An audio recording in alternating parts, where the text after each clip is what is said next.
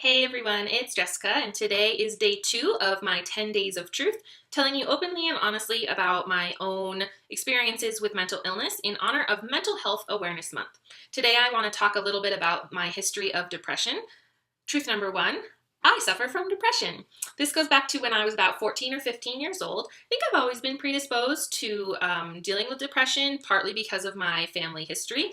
Definitely on my mom's side, there is a lot of mental health struggles, and I think also on my dad's side as well, although less documented and less people who really talk about it. They don't really communicate super well on my dad's side of the family, and both of my families have very complicated and complex histories, I would say. So just medical history in general is a little bit hard to get a lot of information about, too far back on either side of my family. But definitely genetics contributes to that. Another thing is that I am an HSP, or a highly sensitive person. That might sound like, oh, you're just super sensitive, which I am, but it's actually research that's been done in the last few decades around HSPs and some of the characteristics that HSPs tend to have, and there's actually some really interesting research that's been done in that area. There's also a self-assessment that I took about 6 months ago, maybe, that I came across this research, and it was really interesting for me to dig into that a little bit more, and a lot of it really resonated with me. And so on that self-assessment, I actually score super highly.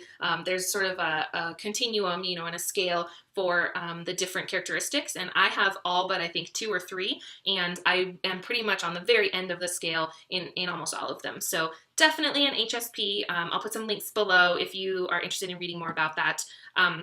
But that is certainly something that contributes to my depression, I'm sure. I think also a lot of it has to do with just being a gifted individual and having a pretty complex sort of inner life. I am definitely a thinker, constantly thinking and reflecting. I also think it might have something to do with how I was raised. So I am an only child, and my parents really invested wholeheartedly in me and in my development. And I think that a lot of what I learned when I was growing up was how my actions impact other people. And so perhaps sometimes to my detriment, I have always been somebody who thinks and overthinks sometimes about what I'm about to say or what I'm about to do, and sort of thinking through all the different scenarios of, how will this impact the people around me and what might that mean to them, and, just kind of being concerned even with other people. I'm also what would be considered an empath. So I absorb people's emotions and just sort of like their energies a lot of times. And so that can be really kind of a big burden as well, because you may if you work if you're an educator and you work with gifted kids, you may have seen this with some of your gifted kiddos where they seem to cry a lot, or you see kiddos who just sort of carry the weight of the world on their shoulders, or at very young ages they're really concerned with matters of justice and just sort of like advocacy and the world around them, or they're asking really deep questions, or considering the meaning and purpose of life almost. And that's definitely me. I think that's a lot. It's a lot to carry, and it's a lot to have going on in your head all at once. And so when you couple the mind with the heart, and you have so many intellectual things going on as well as so many emotional things going on, when you smash all of that together, it can be really intense. And it can make things that to one person might seem pretty simple or straightforward, can make them really complex. Or, for someone who sees sort of like a little bump in the road, to me and someone else who might have a lot of those struggles or challenges, I suppose, that little bump in the road might seem like this huge mountain, and it can be pretty daunting sometimes. So I first noticed, well, I don't think I noticed it at the time, but looking back, I think that 14 or 15 is the time when I really started struggling with depression, because that's when sort of my life as I knew it up until that point really changed. And there were a few reasons that happened. I won't really get into all of the details, but my parents got divorced, which really shook up my whole world. And they often say that kids feel like it's their fault when their parents separate. And I don't know that I ever felt like it was my fault necessarily, but it was more so that it really caused me to look back on my life up until that point and to wonder, like, had I contributed to my parents staying together for so long and being unhappy for so long? Were they unhappy at times and I just didn't know it? Like, did I just have like rose-colored glasses on as a kid? Were they faking it? You know, were they pretending to be happy even when they weren't? There was just like a lot of things that I went through at that time. And another thing, which was a positive thing, but equally intense, was that I actually met my now husband at that time when I was 14. And so, you know, we had a very unique relationship. That's what I'll say. And so, you know, at the same time that my parents were getting divorced, and my mom and was looking for a place, and she and I were moving out at the exact same time. In parallel to that, I was in my first serious relationship, and so my husband actually moved to live with my mom and I after we had moved out away from, not away from my dad. That sounds bad, but separate from my father. And so, that was just like super interesting, how all of that sort of unfolded. And about 8 months after that happened, we actually, all three of us moved to Seattle. So Maine to Seattle, we went the complete opposite coasts that you can get to. And that was super hard for me. And so those, my sophomore, junior, and senior year, I think were the first times that I actually experienced depression. And, there was so much going on at the time. I felt guilty about, leaving my dad behind, and just sort of like the grief and loss of not just my parents being together, but the grief and loss of being so far away from my dad. And there were so many things going on. It was a really, really hard time for me. And being someone who is both an introvert and shy, so they're not always the same things, but I have some of both tendencies. It was really hard to be in a new place and to not know anybody, especially after growing up in the same town my whole life and going to school with, a small group of the same kids pretty much my whole life. So just so much happened at that time. And I really do think that I struggled with depression throughout my teens and into my 20s.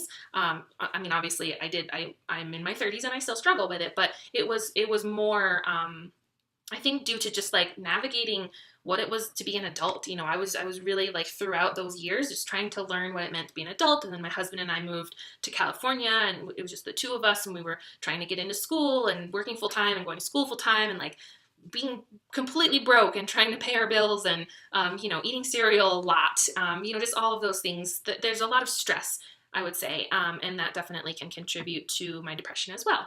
In addition to some of those things, I think some of the other characteristics of who I am that can contribute to my depression, I'm a perfectionist, definitely something that I've been working on a lot lately, but, I have a lot of the, typical characteristics of a perfectionist, and I don't know that I have necessarily like that I want to please people all the time, but I'm constantly thinking about other people. And so that can be really hard, to sometimes almost just get caught up so much in what you're doing or saying, and not because like you're necessarily afraid of how people will react, but just that you're aware. And actually, I think that's a really good way to put a lot of the characteristics that contribute to my depression at times, or just in general, some of my struggles with my mental health, are just, it's my awareness. And it's both a blessing and a curse, definitely.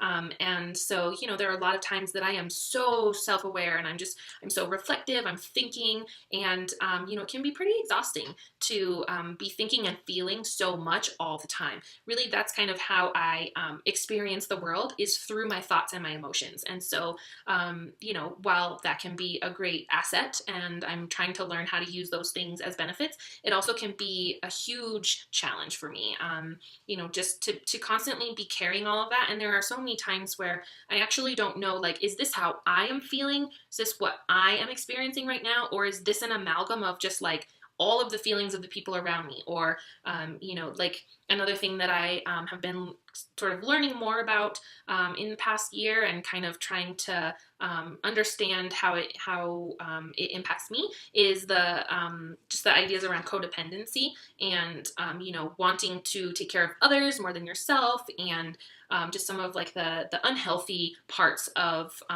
what it means to be worried more about others than yourself, really, and all of the things that go along with that. So a lot of times I will think that, I'll think that I feel a certain way, and then I realize later, like, actually, I didn't feel that way at all, but my husband felt that way. And so, it's almost like I am experiencing the emotions that he's experiencing without even recognizing that. So that's something that I'm working on. I ask myself a lot, is this mine? Is this somebody else's? Whose might it be? Why am I feeling it? Why am I thinking it? All that kind of stuff.